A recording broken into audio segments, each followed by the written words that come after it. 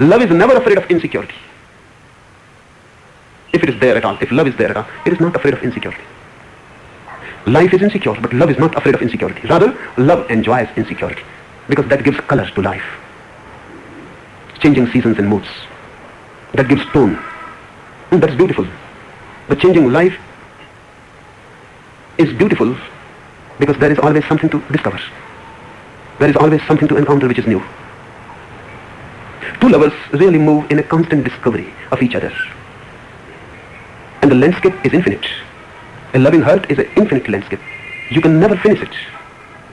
There is no end to it. It goes on and on, spreading on and on. It is as spacious as space itself. Love is not worried about insecurity. Love can enjoy it. It gives thrill.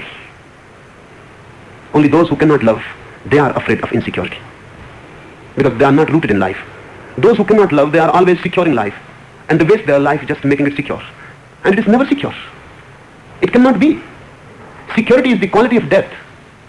Safety is quality of death. Life is insecure. Love is not afraid of it. Love is not afraid of life, insecurity. It is so grounded.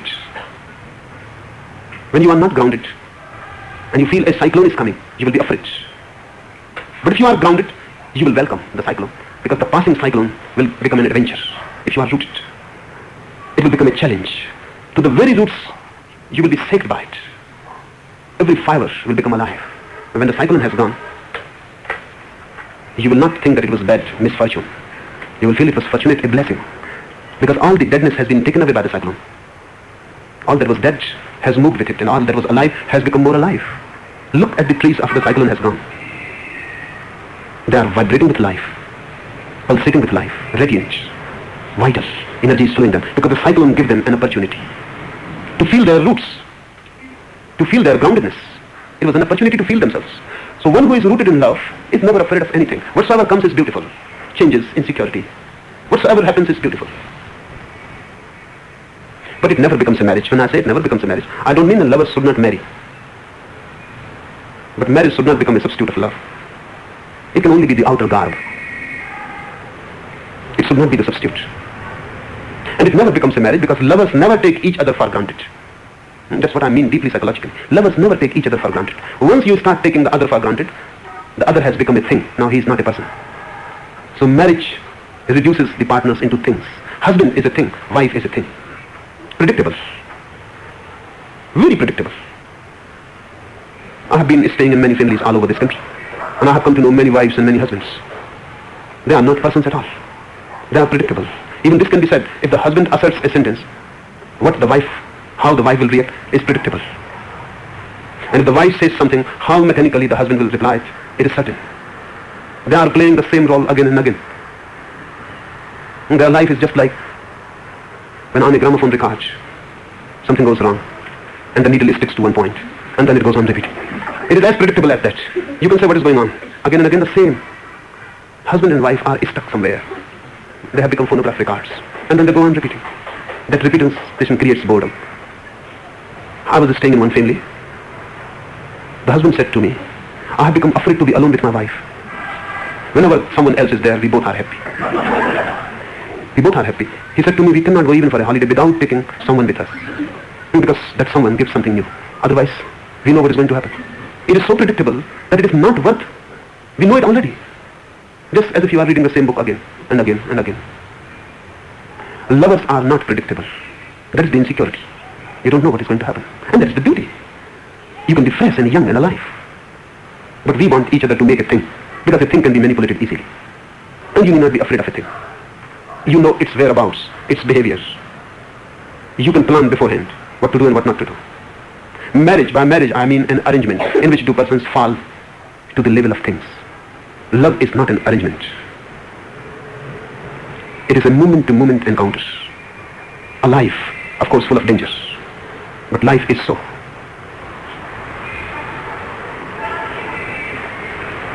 Marriage is safe. There is no danger. Love is unsafe. You never know what is going to happen. Next moment is unknown, remains unknown. So love is every moment entering into the unknown. And that is the meaning of Jesus when he says, God is love. God is as unknown as love. And if you are not ready to be alive and in love and insecure, you cannot move into God, because that is a greater insecurity, a greater unknownness.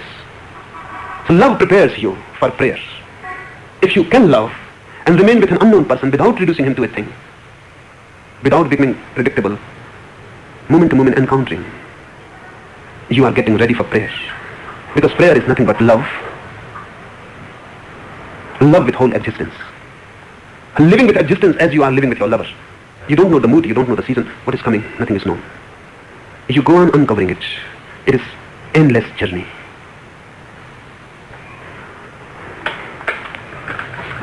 Third question, can one who is not enlightened live in total insecurity and not be anxious, depressed and miserable? Total insecurity and the capacity to live in it are synonymous with enlightenment. So one who is not enlightened cannot live in total insecurity. And one who cannot live in total insecurity cannot become enlightened. These are not two things, just two ways of saying the same thing.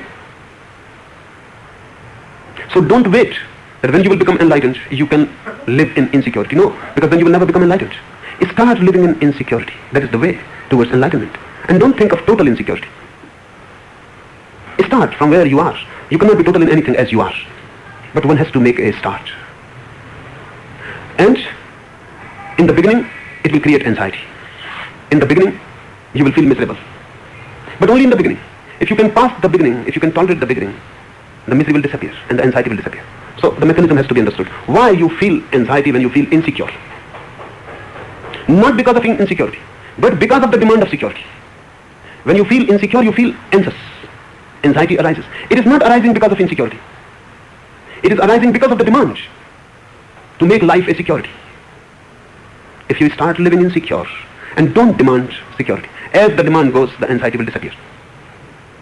The demand is creating the anxiety. Insecurity is the very nature of life. It is insecure for a Buddha also, for a Jesus also it is insecure. But they are not anxious because they have accepted the fact. They have become mature enough to accept a reality. This is my definition of maturity and immaturity. I call a person immature who goes on fighting against reality for fictions and dreams. This man is immature.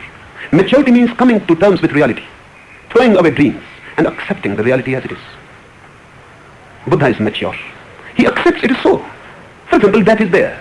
An immature person goes on thinking that everyone may die, but I am not going to die. An immature person goes on thinking that by the time, before the time I die, something will be discovered, some medical elixir. I will not die. An immature person goes on thinking that it is not the rule. Of course, many have died, but in everything there are exceptions. I am the exception. Deep down, he goes on thinking. Whenever someone dies, you feel sympathetic. You feel that poor man, he has died. But it never comes to your mind that his death is your death also. No, you bypass. You just don't touch such delicate matters. One goes on thinking that something or other will save you. Some mantra, some miracle maker guru. Something will be there and you will be saved. You are living in stories, children's stories. A mature person is one who looks at the fact and accepts that life and death, they are together. Death is not the end, it is the very peak of life. It is not something like accident which happens to life. It is something which grows in the very heart of life. It grows and comes to a peak. So he accepts. Then there is no fear of death. He accepts security is not possible. You can create a facet. You can have a bank balance. You can donate much money to have some security in heaven. You can do everything. But deep down you know nothing is really security. The bank can cheat you. And no one knows the priest is not a cheat. The greatest cheat, no one knows. They write letters. In India, there is a Mohammedan sect. Their head priest writes letters to God. You donate a particular amount of money and he will write a letter. The letter will be put with you in your tomb, in your grave. It will be put with you. So you can produce the letter. The money goes to the priest. The letter goes with you. But nothing is secure. A mature person comes to terms with reality. He accepts as it is. He doesn't demand. He is not a demander. He doesn't say it should be so. He looks at the fact and says it is so. This coming to terms with reality will make you impossible to be miserable. Because misery comes when you demand. Really, misery is just an indication that you are moving against reality. Nothing else. And reality cannot be changed by you. You will have to be changed by reality. You will have to come to terms. You will have to yield This is what is the meaning of surrender. You will have to yield. The reality cannot yield. The reality is as it is. Unless you yield, you will suffer. The misery is created by you because you go on fighting. It is just as if the current of a river is flowing towards the sea and you are trying to swim up current. So you feel the river is against you. The river is not against you. It has not even heard about you. It doesn't know you at all. The river is simply flowing to the sea. It is the river's nature to flow to the sea, to move to the sea and to fall there. You are trying to move upstream. And there may be some foolish fellows standing on the bank who go on inspiring you that you are doing well. Don't be worried. Sooner or later the river will have to yield. You are simply great. Go on doing. Those who are great, they have won over the river. There are always foolish people who go on giving you inspiration, giving you more enthusiasm. But no Alexander, no great man, no Napoleon, no one has ever been able to go upstream. Sooner or later the stream takes you over. But when you are dead, you cannot enjoy the bliss that was possible while you were alive, of surrendering, of becoming so one with the stream that there is no conflict, of accepting. But those foolish people on the bank, they will say, you have yielded, you are defeated, you are a failure. Don't listen to them. Just enjoy the inner freedom that comes with yielding. Don't listen to them. When Buddha leaves flowing upstream, all those who know him, they say that you are an escapist, you are a failure, you have accepted defeat. Don't listen what others say. Have an inner feeling what is happening to you. If you feel good flowing with the stream, this is the way. This is Tao for you. Don't listen to anybody. Just listen to your own heart. Maturity accepts whatsoever there is. I have heard one anecdote. One Mohammedan, one Christian and one Jew were asked a question. The question was same. Someone had asked all the three that what you will do if a tidal wave forces the ocean on the land and you are drowned in it. The Christian said, I will make a sign of the cross on my heart and pray to God that allow me into heaven, open the doors. The Mohammedan said, I will take the name of Allah and will say, this is Kismat, this is fate, and be drowned. The Jew said, I will thank God and accept his will and learn to live underwater. This has to be done. One has to accept the will of existence, the will of universe, and to learn how to live in it. This is the whole art. A mature person accepts whatsoever is here, doesn't demand, doesn't ask for any heaven. The Christian was doing, he was asking, open the doors of heaven. But he is not also a pessimist who simply accepts and is drowned. The Mohammedan was doing that.